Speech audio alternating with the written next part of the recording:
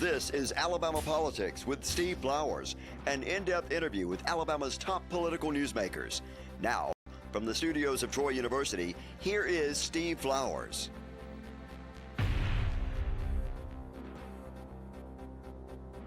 I'm Steve Flowers, and welcome to Alabama Politics. Folks, we're fortunate tonight to have as our guest one of the rising stars in the Alabama State Senate, Senator Andrew Jones from Cherokee and Etowah counties. We're very fortunate to have him on the show because he's very busy at this time of year with the session and everything, and he'll enlighten us on some of the issues going on and tell us about his neck of the woods and talk about Alabama politics a little bit. And I really like Andrew. He's in a special class. Andrew, good to have you on the show. Good to be here, Steve. Thank you for the invite. You know, talking about your class, I've said this and I've written this off, and that's a really outstanding class. You in there, and Garland Gudger, who's a new pro tem, my cousin Will Barfoot. You know we're cousins? I did not know that. Yeah, we're cousins. Distant. Over the holidays, he was showing me how we were kin better than I thought we were. And then Roberts from Jefferson. Then you had Donnie Chastain come over from Geneva in the House. Randy Price. Mm-hmm. Sam Gavan. I'm missing somebody. Chris Elliott. Oh, yeah, Baldwin County, Chris Elliott. He's new. Yeah. Tom Butler served with me. That's right. Tom's getting old like I am. He's, you know, he and I were in the House together. Okay. Long time ago. Tell us about your area of the state, Andrew. I've never had anybody from Cherokee in the Yosemite Senate District in my thing. Were you born and raised up there? Born and raised in Cherokee County. Now, what town are you close to? So we're outside of Center. We live in the county. We live on property that my grandparents owned. That was our family farm, and my parents still farm it. My brother's involved in that. And my wife Summer and I, we live in my grandparents' farmhouse. It's right in the middle of the family farm. The original home burned, and they rebuilt in 1982 on the same spot. And so we moved in there and just giving it new life, and enjoy being right there. You look out any window, any door in the house and see a cow. So you still farm like your relatives did? I'm involved enough to be dangerous. Summer and I, we own a coffee roasting business, and then in the legislature, and so we get roped into the cattle business and helping out with the family farm every now and then. How did you get in the coffee roasting business? Well, you know, Steve, I had traveled a lot. I had visited a lot of places where they grow coffee around the world, kind of developed a taste and a fondness for coffee, and just looked at the market, and I realized there were no coffee roasters at the time in our area. You know, we're right in the middle of Birmingham, Atlanta, and Chattanooga, and there were coffee roasters there, but there was nothing kind of in the middle there. So we were really the first one in that area, and we sell wholesale to supermarkets. We sell online as well. So what's your brand's name? It's called Deep South Coffee Factory. Well, that's good. Is it kind of like, do you grow your own beans and all that sort of thing? We don't grow them, but we get them from all the places that you would know: Brazil, Colombia. We use some Ethiopian beans, and so they're shipped into you, and y'all make coffee, and you sell to restaurants and stores in Atlanta and Birmingham primarily. Well, we're primarily in the counties that are around us, you know, but we also sell online. But we're wholesale to supermarkets, and then we have a cafe, for example, in Scottsboro that carries our coffee now. So it's really enjoyable business, a lot different than the legislature. People don't really realize exactly where Center is, but you are located. How far are you from Atlanta? So Center, how long distance? What time? We can be to the airport in about an hour and 40 minutes. Now, and how close are you to Birmingham? We can be to Birmingham about an hour and a half. Now, but y'all's farm, where you and Summer live in a farmhouse, is close to Center. That's right. So y'all do your grocery shopping in the Center and that sort of place? That's right. Do you know who one of my longtime friends is? I bet it's probably Richard Lindsay, if I had to guess. Lindsay and I served in the house. We came together in '82, and he was one of the finest guys I ever served with, and just a great gentleman and a full-time farmer. Is he doing okay? Yeah, he's doing fantastic. They're still baling cotton, he's doing a cotton all that. farmer, that's right. Yeah. He's a good man. But you know, before that, you knew I was a good friend, Dean Buttram. Yes. Buttram and I are contemporaries. Okay. I gave him the name Lean Mean Dean. I'm gonna use that next time. Yeah, I gave somehow I gave everybody nicknames, and so I don't know why I gave him that name because it rhymed, I reckon. But Lean Mean Dean is I reckon his daddy had a pharmacy there, Yep. And we campaigned for people together when we were young boys, just around college age. And you know who worked for him is Jenny Shaver. She okay. worked for Yep. she worked for him in his law office. She told me. Now, her husband is the sheriff. That's right. Are y'all pretty good buddies? We there? are. Yeah, we work well together. You know, it's unique for Cherokee County to have a representative and a senator both from there. You know, Cherokee County is really the smaller part of my legislative district. A lot of folks at the time told me I could never win running from there, but you know, we've come to love and know the folks in Etowah County. Really, you've got Gadsden and everybody outside of Gadsden. So you did well outside of Gadsden. That's right. So you beat Etowah County, Canada, I reckon, didn't you? Both the primary and the general. You had a general election then too. We did. Yep. So we just we're outspent about 8-1 in the primary. No, 8-1. 8-1. We outspent about 2-1 in the general, even though I was the Republican nominee. This was what year? And this is 2025. 2018. Now. 2018. Y'all all this is your second term, middle of your second term. That's right. So 2018. So you in your first race, you outspent 8-1. 8-1, and then who was the other candidate that outspent you like that? Mac Butler, who served so in the House now. Mac is in it. Was he in the House when he ran? Was in the House, and then long story short, you know, he's back in the House now because he was drawn into a different district, and it came open, and so we served together, get along well. What part of Etowah was he held? He has Rainbow City and Gadsden basically, and some of Atala. So he was in a race with you in 2018. That's right. Did he have all the business endorsements and that sort of thing? I had only one endorsement. Alpha. Yeah. Because you had that farm roots, and they were with you. That's right. So your grandparents and your parents and you all farm. That's right. You know, I've gotten to know the farmers over the while. I've been close to Alpha. I was real close to Alpha. Me and Lindsay were when we were in the House. Matter of fact, Lindsay and I were considered Alpha's floor leaders. I was kind of the insurance floor leader. He was kind of the farming floor leader. Okay. If they had legislation to do with farming, Lindsay would do it. If they had insurance, because I have an insurance background, I would handle all their insurance legislation. And so we've been close over the years, but people running statewide have to work for that endorsement. They do. They have to go to every county, you know, and get that endorsement. But what I was going to tell you is, I've gotten to know some of them more lately. Everybody's doing cattle now. Yeah. I asked Dorman Grace about that. I said, Dorman, what does everybody I talk to in Alpha does cattle? It's just more reliable, aren't they? They're more, it's just more steady and they're more durable than doing chickens. Well, you know, you primarily got the row croppers and cattle farmers and chicken farmers. Of course, timber. Some people count that as farming. Some people count it as kind of a different animal. But you know, we were a dairy farm growing up. And, my great grandfather was. There were, same thing. I believe, a couple thousand dairies in the state of Alabama when my parents were coming up. And so your parents did dairies too. They did. And your grandparents did. That's right. You know, I had that conversation. You and I were together out at the Alpha building the other night, and I was sitting with some of your guys from Etowah and St. Clair and Cherokee. I was sitting with your people, and I made a comment about my great granddaddy being a dairy farmer, and Steve Dunn from Connecticut said the same thing. He said that during that generation, there were just thousands of dairy farmers. What ran them out? The big dairies just overcame everything. Is that what happened? Yeah, it really, you know, it's one of those economies of scale type businesses, and so, you know, a small guy, it's hard to make it, and you find the massive, you know, 2,000, you know, 5,000 herd dairies out in California and Texas, just couldn't compete. When we went out in 2010 or 2011, we became a beef cattle operation. You're mostly all beef cattle. There were only about 20 or maybe less in the state when we left the business. But now, so your parents didn't even dairy farm. It was your grandparents. Well, my grandparents and my mother. My mother and her two sisters took over the dairy from my grandfather, ran it, and eventually they went their separate ways. And ended up, my mom had it, and my dad worked at Anderson Army Depot, and my mom roped him into dairy farming on his time off, holidays, and weekends. So, but it was mainly a female-run operation, so we were at the forefront, you know, back then. Today, that you get all sorts of grants for woman-owned business, but they didn't have those back in the 80s. You had to really get up early and milk those cows for them. I mean, like really early, didn't you? We did, yes. You didn't do it as a boy, though, did you? Well, summers and during summers and so school y'all had breaks. dairy cows. School. Even you remember when you were a little boy having That's them. right. Yeah. But you're not 40 years old. 41, just turned 41 in January. Yep. Andrew, now is Summer from up there too?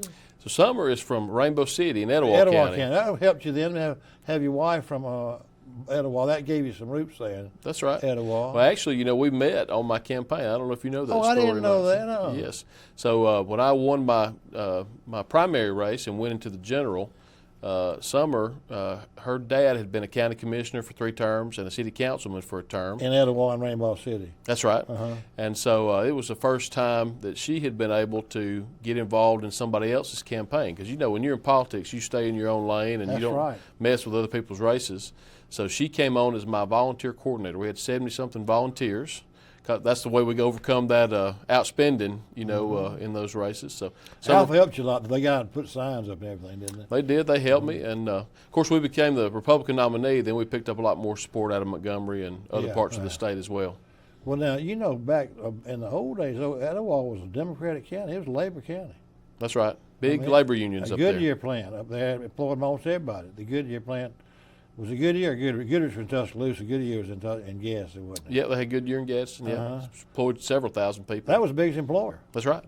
It was one of the biggest employers in the state. But Gadsden, even when I went to the legislature, Craig Ford's daddy, Joe Ford, and I were in the house together, and he was a big labor guy. I mean, all of us ran as Democrats. Most of us that ran as Democrats were really Republicans, just running, as Republicans. Right. But Joe was a real Democrat. Oh, he was a big labor guy. Yep. Did you ever know Joe? I never knew Joe, but his son. That's who I ran against in my general election. Craig so Craig's a real Democrat too. That's right. He's still a Democrat. He is. He's the mayor. He don't have to say it now. That's that's right. That's one way to put it. Yeah. Well, I didn't realize Craig had that. There ain't many Democrats left. I mean, but he stayed with his daddy's colony and was a Democrat. That's right. No wonder he got a little paper up there, and he ran my column when it first started. But I think he figured I was real Republican, so he quit running me in his column. And he's got a little paper up there in the gas. Yep, that's right. Anyway, but I love that Cherokee County Herald. Yes, they've run me ever since I've started, I believe. They still run me, don't they? Yes, they do. Good. I usually read your column in there if I don't read it online somewhere first. Do they publish twice a week? Just once. On Wednesday? On Wednesday, that's right. Let's get down to this current. Back to did you have an opponent in 2022? So in 2022, we managed to get by without an opponent. So we did have somebody wanted to run, but let's just say they were a Democrat in Republican clothing, and the party didn't let them qualify. So we ended up being unopposed. But here we are, and about to go into the next one for long. Well, I mentioned what a great class you're in, but you've taken a real leadership role this session. You've got some important legislation. Let's talk about those. Let's talk about the veterans thing. Are you handling? Did the governor ask you to do that? Is that veterans thing? Yes, sir. She sure did. Mm-hmm. Tell our viewers all about that, Bill. What they're doing, and what caused it, and what everything. Now it's already passed the Senate. You passed the last. That's right. Okay. Passed the Senate. Yeah, the Department of Veterans Affairs has been kind of a quasi-governmental organization, maybe the best way to say it, because it's not. A part of state government fully. It's not under the governor's part of the governor's cabinet, part of the governor's team. It was kind of a board that was off by itself. And so we really wanted to elevate that, make that position a cabinet official that answered to the governor. They handle a lot of money, handle a lot of federal resources that comes in. And, there have been some issues previously with some handling of some funds by the previous commissioner, and really some, I guess you might say, some poor communication between other state agencies in that department. And so the governor, in her leadership, decided we needed to restructure and have that person be a cabinet official. I think it's only a good thing because you bring it into state government. You got a person that has the ear of the governor. They have the governor's team from other agencies at his or her disposal. And, we're going to still have involvement from veterans all around the state. They still get to be on the board in an advisory capacity. It's going to function similar to many other state agencies. that have a regulatory sort of advisory oversight board, and then they have a commissioner that's appointed by the governor. Some examples of that would be the Banking Commission or Department of Conservation and Natural Resources, Mental Health Commission. There's about a dozen or so that operate in this manner. So it's just, going to end up elevating that position to a cabinet level, somebody that, So the government answers will the governor. appoint these positions like the Banking Commission. That's right. So that's what you've changed. That's right. Now, how did she pick you to do it? Have you had a real interest in Veterans Affairs or something? Or she just called you out of the blue, and how'd y'all do that? Well, I happen to chair the Military Veterans and Public Safety Committee. That's what it is. So she came to you and said, because you were chairman of that committee. Yeah, Okay. and we've been neck deep in some issues on veterans issues.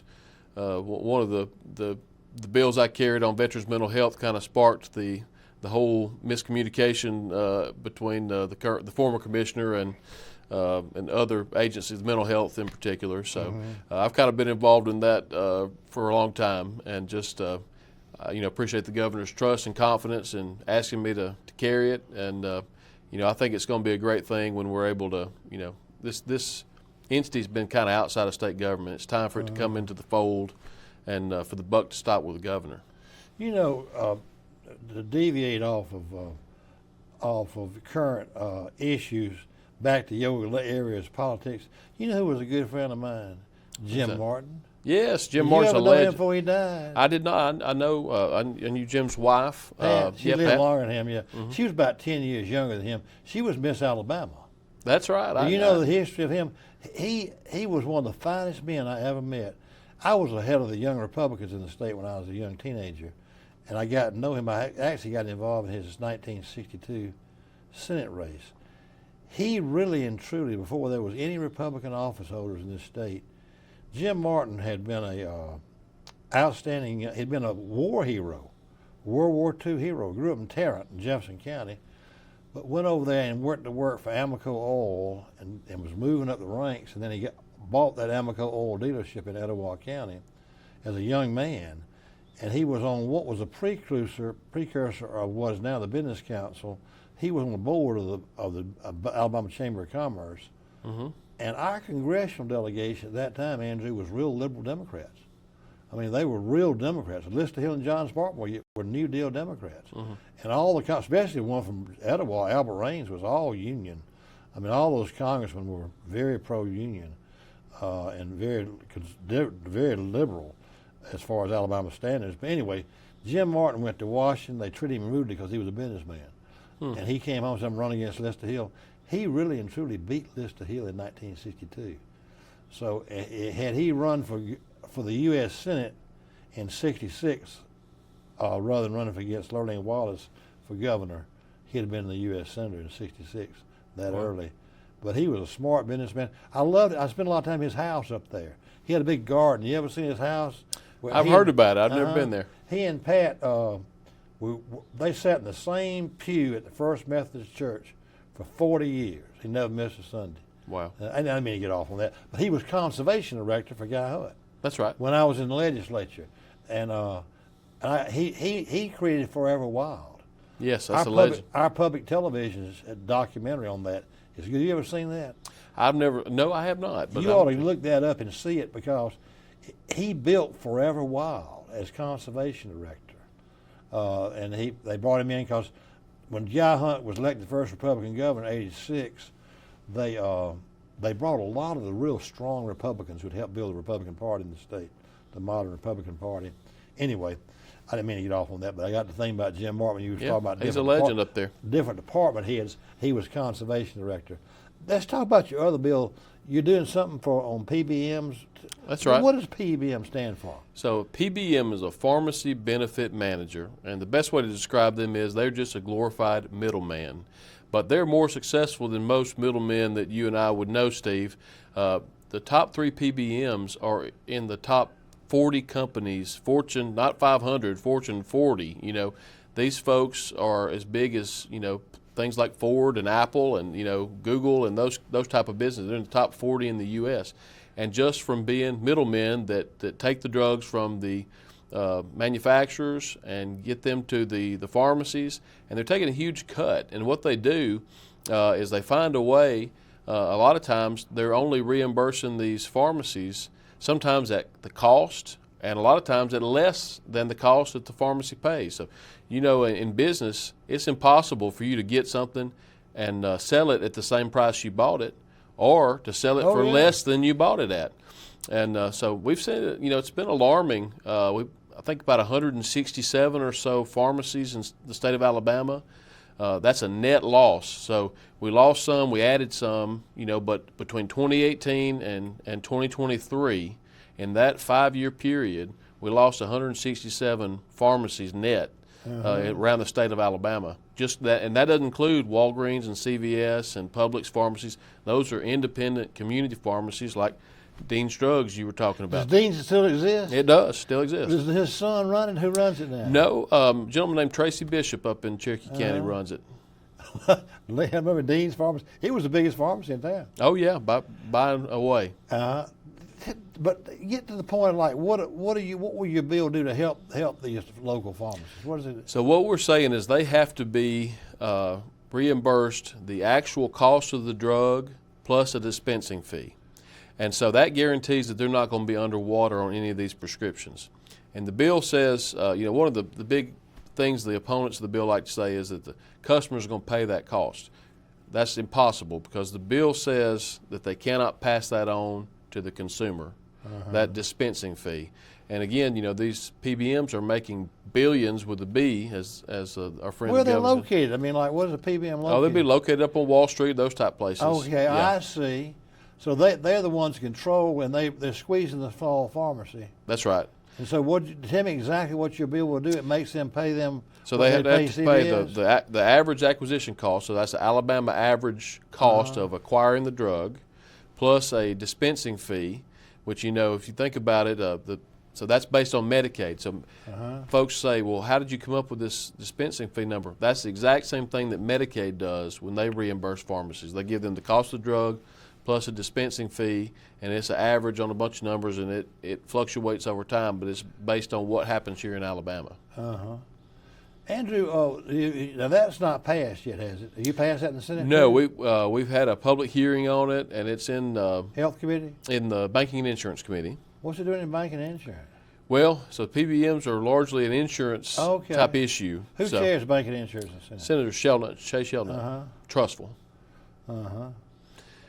That's what. But does Blue Cross have a dog in that fight? Well, Blue Cross is kind of on the other side of the issue. They say that your side, not on my side. Yeah, well, they've had to go. They got some tough fights on their hand this session. They do. Let's see how powerful they really are. Yeah, they do have some tough fights. So Alpha's taking them on, and then you're gonna take them on with PBM. But you know what? I told Alpha, if they don't win that fight, I'll be surprised, because they got farmers, they got people, and all Blue Cross has got is a big monopoly of all the money. You know, I may be stepping on your toe. You may not be on the Alpha side on that issue. I'm not trying to ask where you are, but they got their hands full with that fight. It's going to be both of these will be a big fight. That's for sure. Yeah. I bet Blue Cross ain't going to give you a campaign contribution. Well, you know, to be honest, we've been working, trying to bring all sides together and get everybody on the same page. There's another bill out there. It's more extreme than my bill, and so mine is kind of seen as probably the only one that can pass if one's going to pass. And so we're trying to bring both sides together and get them to forge some sort of agreement. But it's like, you know, dragging two siblings that are fighting together. You got it's one of the few bills that we've got in the session that is getting hit from all sides. Some think it's too, you know, Blue Cross and that side thinks it's too much, and some of the pharmacies think it's not enough. So, what about are those crime bills? Are they out of the Senate? Are y'all pass them first, or they're starting in the House? Where are those crime bills? My understanding is both of them most of them are out of the House. We did pass a few in the Senate. We passed some immigration bills out of the Senate. Tell our viewers about the immigration bills a little bit, about what are some of those immigration bills. Sure. You've got don't you have a lot of immigrants that work at chicken places up there in Cherokee? I do. Well, more so, you know, DeKalb's also in my district. That's right. About a third of DeKalb. And there's a lot up there. Of course, a lot nearby in places like Sylacauga and, of course, Albertville and, you know, those areas that are just surrounding my district. You know, I think just to sum them up, what we're trying to do is just back up the Trump administration and support them. That's basically what it is. Yeah, it's just common sense things. You know, if an immigrant is arrested for something, we take their fingerprints. A lot of times they have fake IDs or they have, they have no documentation, and so we need a database that has their IDs. You know, we're going to make sure these people that are sending money overseas. There's talk in the House about a tax on what those international wire transfers, so we can use that to fund some of these programs. You know, my schools in my district, Steve, they spend an exorbitant amount of money teaching English because some students don't even. You've got that many. Are they Haitians or Mexicans?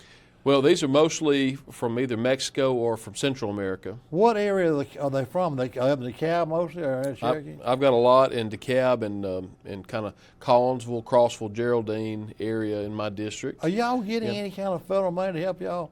Your teachers teach English, or are y'all having to sort of not enough. There may be some, but it's definitely not enough. You know, there's some talk about changing the funding formula for schools here in Alabama. And that'd be part of the change. That'd be part of the change to help address that. Systems that are having to pay for that. That's right. Other thing. It's one thing to teach, grammar and English to somebody who already speaks it, but to teach that to a child that has no concept is a challenge. And then you got to teach them everything else using English, math and science and history, everything else. Boy, Andrew, time's getting close to being up. You're going to run for re-election next time, aren't you? I'm running for re-election, Good. Yes. So y'all qualify. When do y'all start qualifying? So we'll kick off kind of campaigns into May, but we won't qualify. I believe it's in February, early February. Well, that closes that pretty soon thereafter, doesn't it? Well, that'll be February next, 26th, yeah. Okay. Well, now, I bet you a lot of most of your buddies in the Senate running for re-election. Are you talking to them? I think, we may have a couple that don't, but I think almost everybody will come back. We hope Ojabo will run again. I'm hearing he may. He said, as long as I can go to Smith Lake when I want to. That's all he said. Well, I appreciate you taking time to be with us in the middle of the session. Well, thank you, Steve. I enjoyed being with you and catching up. Well, thanks for bringing Summer, too. Yes, she's the better half. Lovely young lady. Folks, our guest today has been State Senator Andrew Jones from Cherokee and Etowah counties. He is a rising star in the State Senate. He's about in his 6th or 7th year. And we thank him for taking time right in the middle of the session to be with us. And we thank you, viewers, for watching Alabama Politics. Hope you tune again next week. Thank you very much. Thanks.